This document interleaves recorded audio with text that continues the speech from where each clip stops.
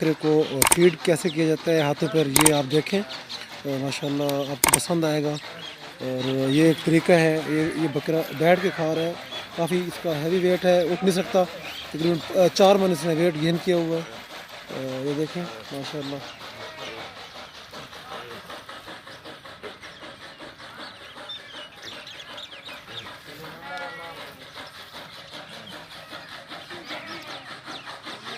अब देखें इस वीडियो को और माशाल्लाह आपको पसंद आएंगे ये बकरे। मैं कॉन्टेक्ट डिटेल आपको डिस्क्रिप्शन में शेयर कर दूंगा, आप लोग अगर ख़रीदना चाहते हैं तो आप प्राप्त कर सकते हैं।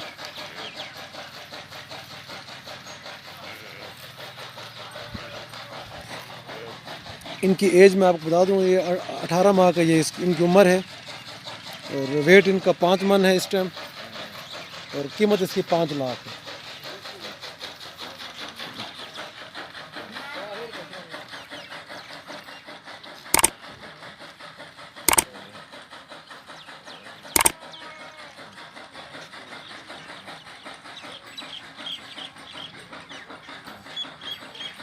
तो अगर आपको ये बकरे पसंद आए हैं तो वीडियो को लाइक, कमेंट सेक्शन में कमेंट ज़रूर करें और डोंट फॉरगेट